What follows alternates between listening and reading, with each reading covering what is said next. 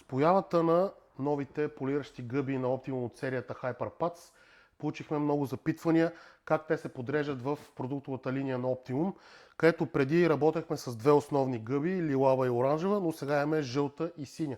Поради тази причина сега с Mitaka от Shano Car Detailing ще ви запознаем с вариантите, комбинациите, кое как се случва с двете основни пасти на Optimum, Hyper Polish и Hyper Compound.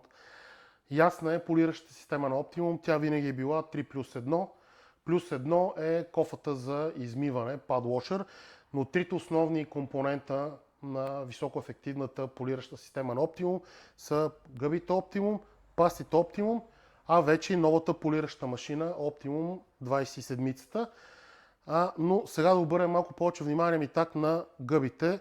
Ясно е, че лилавата вълна, хибридна вълна с Hyper Compound е най-сериозната кът комбинация за най-тежките изпълнения. Но как се случват нещата, слушам те тебе.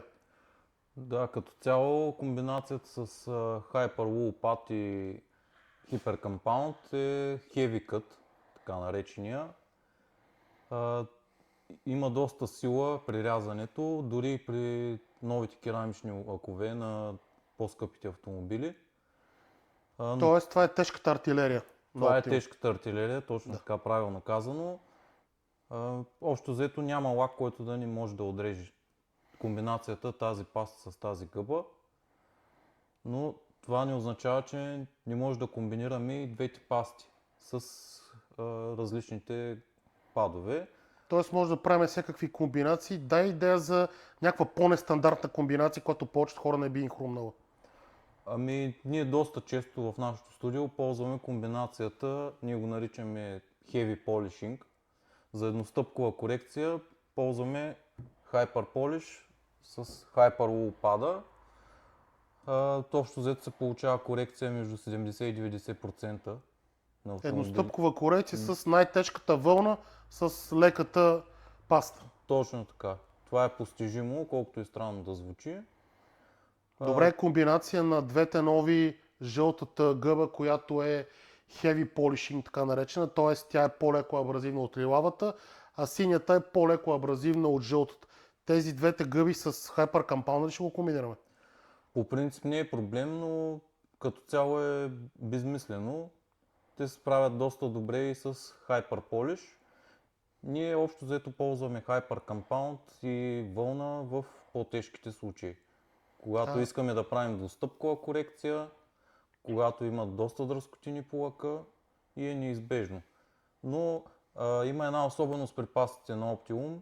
При Hyper Compound има нужда от облепене на пластмасовите детайли, докато пред Hyper Polish няма нужда от облепене на пластмаси.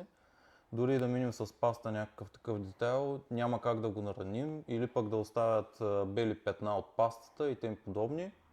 Затова това е най-използваната паста в нашия случай, нали, вече с различни комбинации спрямо падовете. Това какъв пад да използваме го правим с тестов панел. Понеже всеки автомобил е с различно лаково покритие, има и при боядисване на оригинална боя. Вариантите са доста. Тоест да направим леко обобщение, вълнената гъба с Hyper Compound си е най-добрата кът комбинация. Точно така. Макар че за определени лакове като японските може да се комбинира с Hyper Polish за по-меки лакове, да използваме с лилавата. Тоест Polish гъбите, макар и по-тежък и междинен, по-среден Polish с Hyper Polish се работи.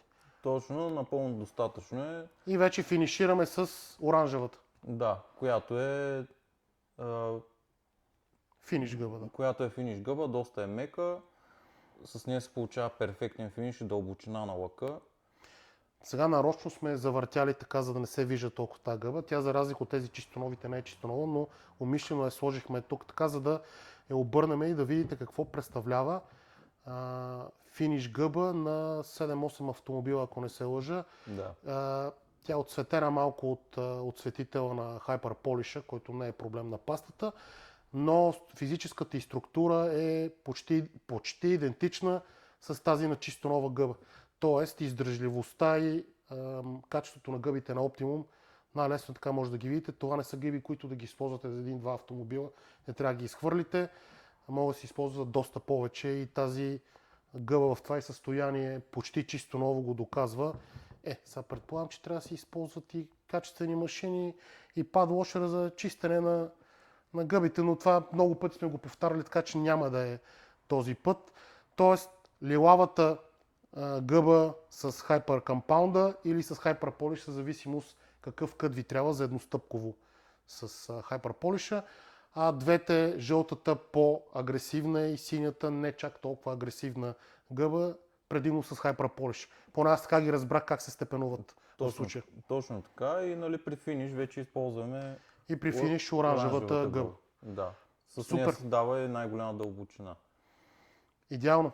Ами, ето, това е новото попълнение при полиращите гъби на Optimum, които вече са основно 4 и се надявам, че с Mitaco Chano Car сме ви създали поне малко повече яснота как може да комбинирате гъбите с пастите на Optimum и новата 27-ца машина, която според нас поне е най-добрата на пазара, а предполагам и вече според доста други хора, които са се докоснали до нея или ще се докоснат за напред. Мерси Митак за информацията. И аз благодаря.